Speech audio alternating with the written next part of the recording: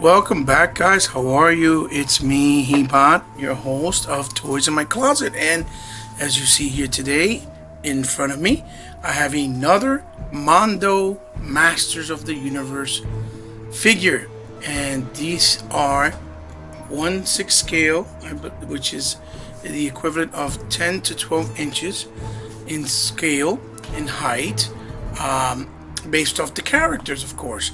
And as you can see, it's a villain, and this is one that was actually a kind of a stealth release, a surprise release, if you will, that was announced in Halloween, and it is none other than the Scareglow, which, if you look right here, you see that where it says Masters of the Universe, the motif is like a neon green for that glow effect.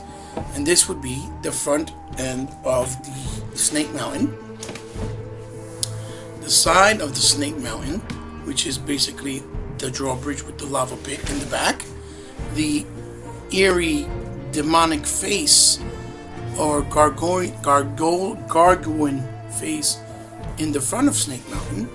And then the very front end with the tunnel down here, as you see. And then, going up to where the entrance is. And this is basically an amalgamation artwork of the original Snake Mountain for the toy line and the actual one from the Filmation cartoon. So, like always, we're gonna pull out the sleeve, and there you have the artwork for Scareglow. And as you can see, in all of its glory, it's very, very beautiful art. Let's see if we can zoom it in a little bit. Like so. I hope he's coming in very clearly. And it looks fantastic. It's very beautiful artwork. The nice thing about the artwork is that you can actually make him look like an actual skeleton, and he glows. And you see the cloth cape around on the scythe with his buckles in the shin of his foot, and obviously the traditional classic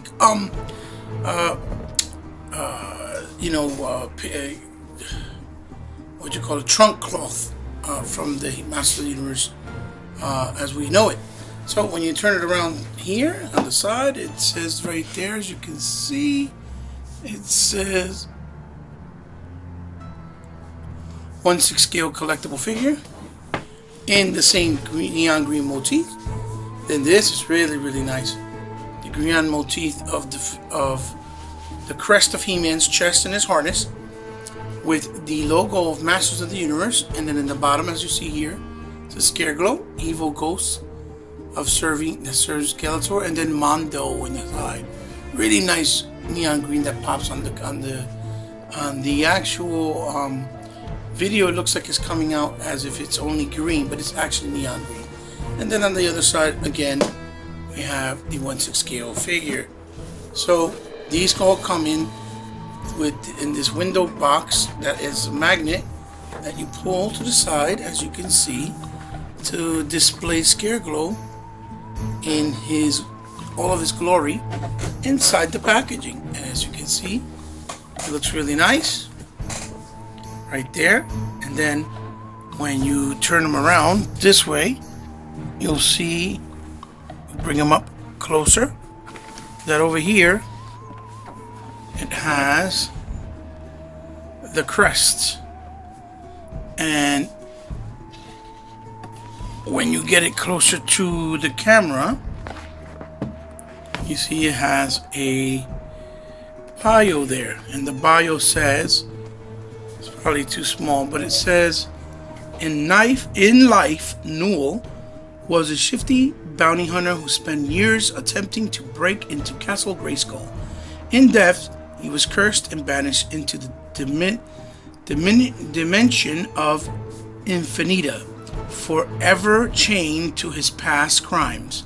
He was brought back to Eternia by a magical spell cast by Skeletor to locate the most evil warriors in the 5 dimensions. Provided with a Scythe of Doom, Newell agreed to join forces with Skeletor and quickly become known as Scareglow. So this is the actual crest of the door in the drawbridge of Castle Grayskull. So it's a nice, really nice touch. And then again, like I said, here he is inside his bubble blister to bring him up a little closer so you guys can see. It's a little hard to see like this, but let's just take him out of the packaging and take a look at what he has to offer, what he brings as far as accessories, and how well he has been executed. Let's go. So here we have Scareglow out of box, and as you can see, he is pretty much in a normal standardized buck, and he looks really nice. As you can see, he brings all these wonderful accessories that are there in front of him. I also realized that he has his cape that's actually taped to the inner guts of the box. So I didn't place it here, but I will show it. So to start off, what I'll do is I'll just show you guys real quick what he brings. As you see, he brings 3 sets of hands, including the one he has on him. He brings 2 swords, the scythe, the handle to give you the to give him balance when he holds the scythe, the key of Grayskull, and then the actual chain and stone with the Grayskull on top where the key goes in. That was actually an idea that came from Mattel and the Four Horsemen, and when they did the classics to kind of amalgamate together stories that were never really done before, to add more creativity and life to the lore of Masters of the Universe with some of the characters. So you can tell that Mondo was definitely fans of Mattel's stuff and their work, and they were influenced, and they shared some of their ideas and implemented them in their version of Scareglow, which is fantastic if you ask me, because it's beautiful and wonderful to see people sharing thoughts and ideas together, just to keep making their own versions and just make them better and sharing off each other. So we'll start off first with one of his sets of hands, as you see here. These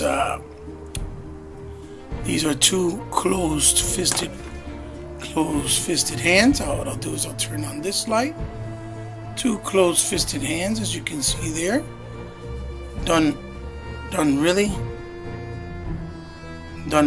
well, as you can see, and they're painted in that glowy plastic. I don't know if it's painted or if it's actually molded. I think it's painted, and then he has, it might be molded in the hands and then painted in the rest of his body. Then you come this way, and now you see he has the open hands that look like he's casting spells and doing sorcery.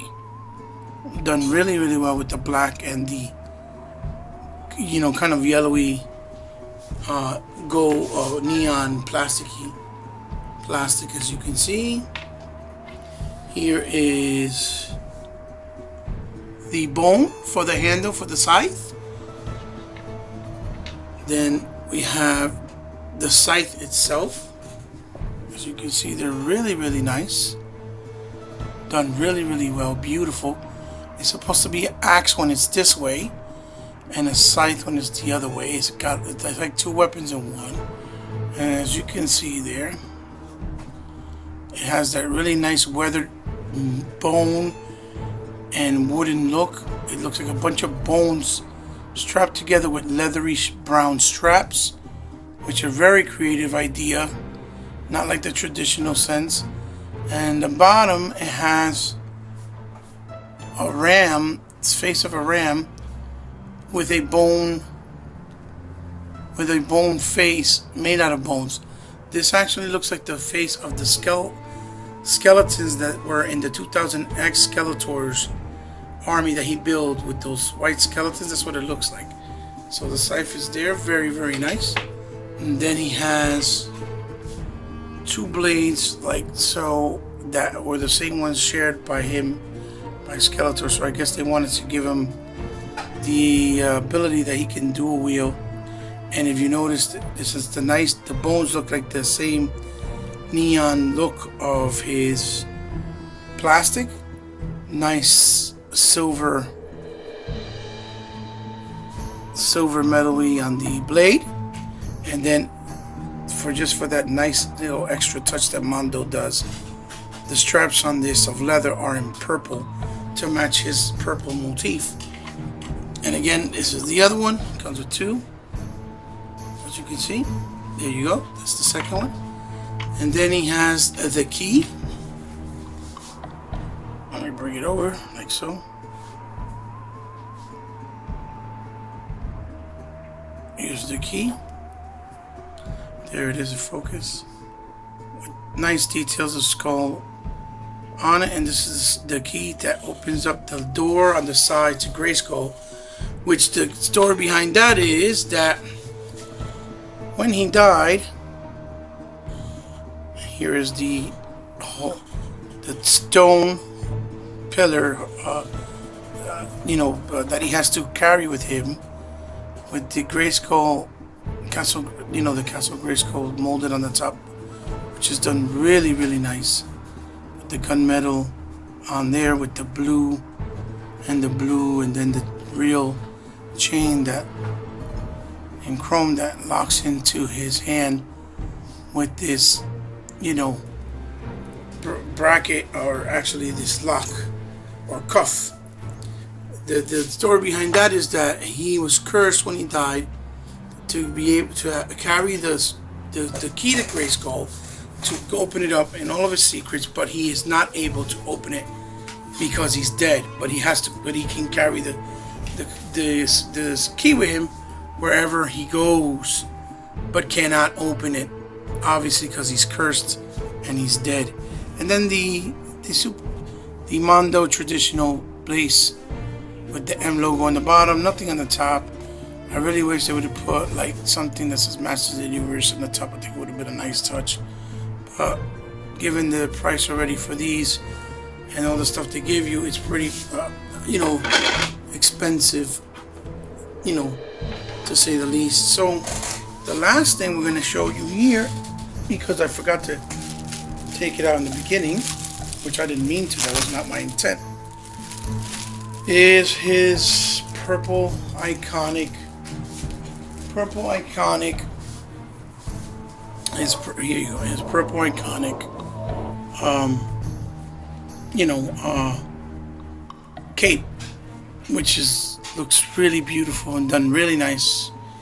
It has some wirings in it to hold up, obviously, so he can hold up on him well.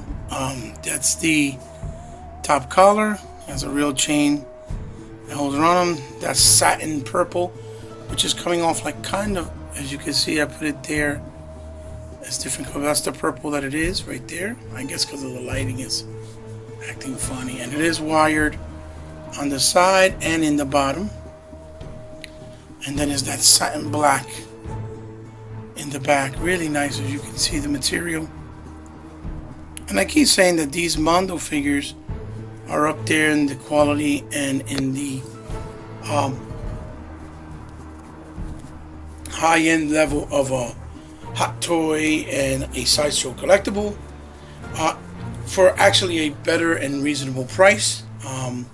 People may think I'm crazy, but that's exactly what this toy or collector series line is targeted for, aiming for the higher end market, like a sideshow and hot toys.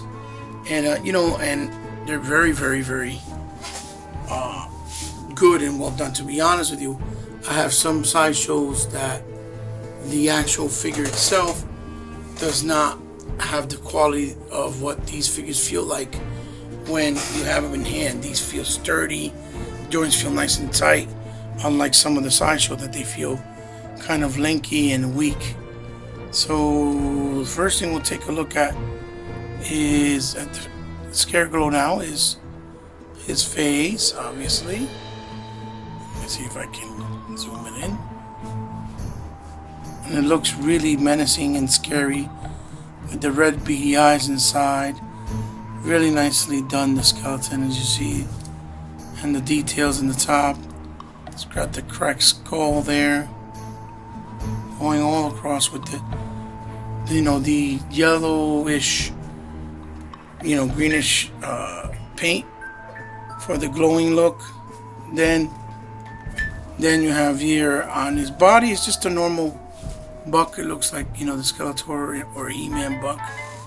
But it's got all this painting everywhere with the lines the outline to make it give you the effect of him being a skeleton. As you can see, he has the actual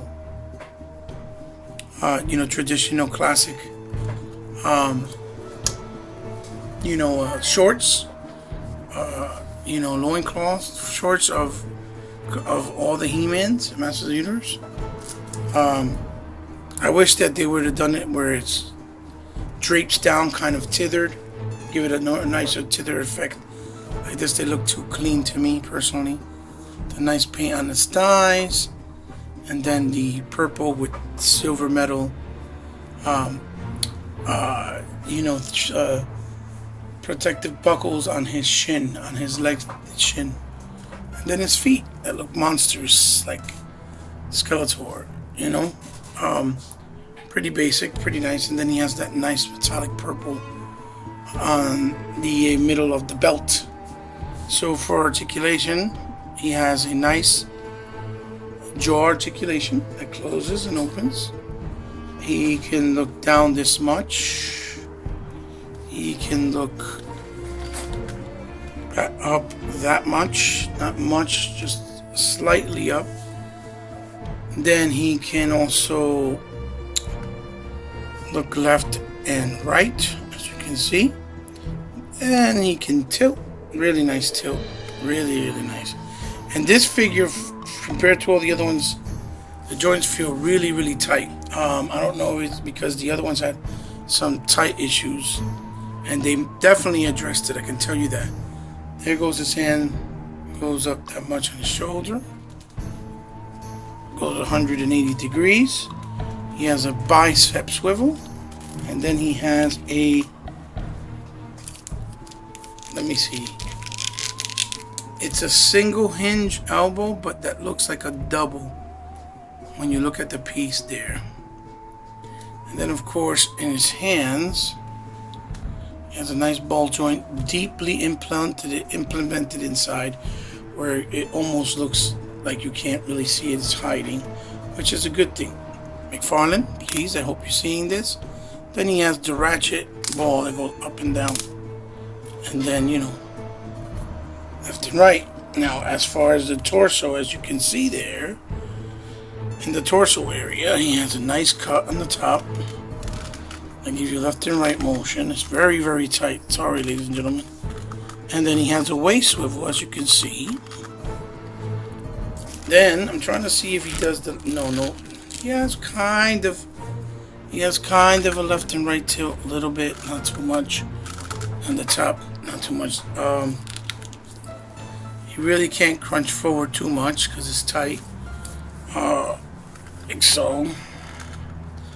You can't really move back. See how you see it's a ball? It popped out. Let me put it back. So he doesn't really have a crunch at all. See, it pops in really nice and tight. See? All fixed, all gone. And then in his thighs, he has a thigh swivel. Then he has a double hinge on the knee. I believe he has a swivel in the knee there, as you can see. And it goes up this much, back this much, left and right from the foot as well, I believe. Yeah, from the foot. And then he has a little bit of ankle pivot, as you can see. So really nicely done and really nicely executed and tight. So let's Let's put on his accessories and see what he looks like with his accessories. Be right back. And here we have Scareglow on the turntable in all of his glory, looking absolutely fabulous. He looks incredible with that really, really beautifully crafted cloth cape that he has with the black satin in the back, and then the highlights of, like, it has like a hues of purple on the black when you put it on the light. You have to see it in person. I don't know if it's coming off of the camera, but it's definitely there. And then if you look at him too, you know, the inside is really nice and satiny purple look. It just really pops with the black and then the neon yellowy gold, you know, yellowy type of plastic that he has. Now, what we do need to try out is if he actually glows and what he looks like. So I'm gonna try to do that in a few minutes. I'm gonna turn everything off and then, you know, stand them there. So I'll take them. I'm gonna take them off the turntable, and then I'm gonna show. Then I'm gonna show you guys. Thanks a lot, Rick. If he actually glows. So give me 1 second. So there you have it. You have to kind of do it kind of fast because he doesn't stay glowing too fast. You just take it out. He's glowing, but you can barely see it. You can see it more in person, but maybe my camera needs to be closer.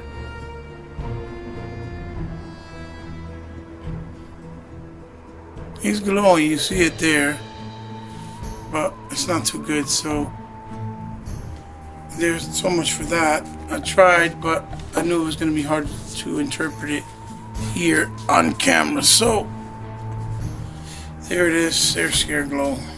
Anyway, looking really, really awesome. Really nice addition. Really nice surprise that they brought him out. Which actually makes a lot of sense because they did it in the Classics line as well. But it makes a lot of sense because he's kind of easier, I guess, to tool out because it's just a little bit of tweaking here and there. So what I'll do now real quick, I'm gonna bring in over here the family of Scareglow that I have in my possession, so you guys can see. And we'll start off, obviously, first and foremost with the Esto la ayuda aquí. We'll start off here with the Scareglow from Classics. As you can see, the purple's a little different. Then I have the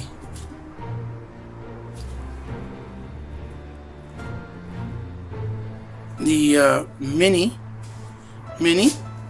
from the He-Man Classics mini that was canceled from Mattel. Bring in the Classics one real quick so you can see kind of what it looks like in reference. This is the classic one there. You see that most of the influence and ideals came in from that classic one. And as you can see also, if you notice, you know, Scareglow has always had the green scythe, you know, to give it like that toy look. And then I have here none other than the mini Mega Construct Scareglow, which looks awesome. Look at those flaring red eyes. They look orangey. See, from the mini mates, which was very hard to track down, but I got it in my possession, and I felt very fortunate. And you know, so Scareglow is one of those characters that came out late in the Classics line in the original, back in the 80s. I honestly never got my hands on the original one because it never hit any of my local store, you know, toy shelves, local toy shelves. But I think he was more distributed a lot easier and more around the world, like in the UK area and stuff like that. Because I never personally got my hands on it until, you know, I was older. I actually seen one. So when I first got him in Classic, I was very excited. Now I have him in the Mondo fashion. I'm very excited, and he looks fantastic. I'm so happy to have him. And then of course I have the mini classics, and then the regular trucks. So what I'm gonna do, one last thing before I end my review of Mondo Scareglow, is I'm gonna show him next to some other higher end premium figures that I have, just to give you a compare and contrast, of what he looks like side by side. So let's do that now. Okay guys, as you see here, there you have it. Wow! Here's my Scareglow next to my Storm Shadows from Sideshow Collectibles, and then obviously the last one I reviewed, which is Faker He-Man, and how I'm obviously displaying him from Mondo as well. And I gotta say, they look pretty spectacular next to each other. It looks fabulous. It looks fantastic. I really like the way they look. And like I told you, keep in mind, this is a Sideshow collectible, but the way that this feels compared to these, this feels very delicate and more flimsy, I guess would be the word. Even though it's almost well, when it came out at the time, it was like $150 figure, but now in the aftermarket, Storm Shadow goes brand new, especially anywhere from $250 to $350, sometimes even $400. So the disparity in prices is much greater. Scareglow was actually $170 with tax and all shipping. At the end of the day, it's about $195 through Mondo itself, and he looks incredible. I'm very glad they made him. Very glad he's added. Now, next will be the Merman, and then after that, following suit, should be the Man-at-Arms, and then Hordak, as far as we know so far. So I'm putting in a little Marvel Legends Spider-Man from the Spider-Verse, where you see his costume there. And then I'm going to put in a Loyal Subject Fisto right here, just so that you can get an idea of size comparison.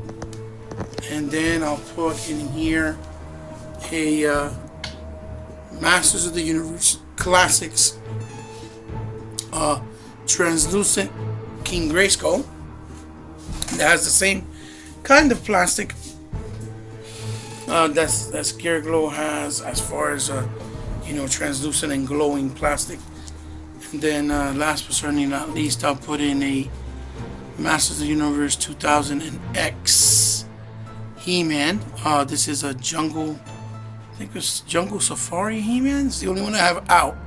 All the ones I have put away. Jungle Safari He-Man. So there you go. So you can get a sense of scaling with these guys. I hope the lighting is coming in, a lot better than what it looks like for me, in my end. So guys, there you have it. The Masters of the Universe Classics 1/6 scale, which is basically 10-inch Mondo Scareglow adult premium collector's figure, and he is number 4 so far from them, and definitely an incredible figure. A lot of things issues were addressed, from the loose joints. They're all a lot tighter, and in the hands, and then even the ratchets on the ball joints. I hope you guys enjoyed it. There's my review. There is my outlook and unboxing of Scareglow. Let me know what you guys think down in the comments below. Let me know if you guys are planning to pick him up. Let me know if you already picked him up and added him to your collection. And if you didn't, I strongly urge you to go out and try to pick him up. I think Mondo still has some in stock, and I think Big Bad Toy Store still has some in stock as well, because he's going to be well worth it. I think you're definitely going to enjoy it. He's definitely going to be a nice piece to showcase in your collection. He's one of those figures, like I said with the McFarlane Superman, that looks much better in person than he translates in video, and maybe even perhaps in picture format. So guys, leave a thumbs up if you liked the video. Leave a thumbs down if you don't like the video. And if you think the figure is complete dog shit, hey, leave it down below. Everybody's entitled to have different opinions. That's what makes figure collecting so special and unique, just like gaming. And of course, Like I always said, if you're new to my channel, thank you so much for stopping by. If you subscribed, thank you as well. If you didn't, please do, because if you do, it means the world to me, because I know you don't have to, but since you did, now I consider you part of my family. And please share this video with someone you think might like the video and pass it forward, because it will help my channel in a great way, and it'll help me grow it more and more. And one last thing, if you want to help me out in any way, shape, or form with the kindness of your heart, like I've told you guys already, just look down in the description below. I have the information there for my PayPal and my Patreon, and you'll see where you can lend a lending hand if you want to see my channel keep going forward in a very good way, because you guys are what makes this possible, and I try to do this for you. Without you, my channel can't grow. Alright guys, there you have it. Love you very much. See you on the next one. Doors in my closet. Your host, Hebot here. Bye bye.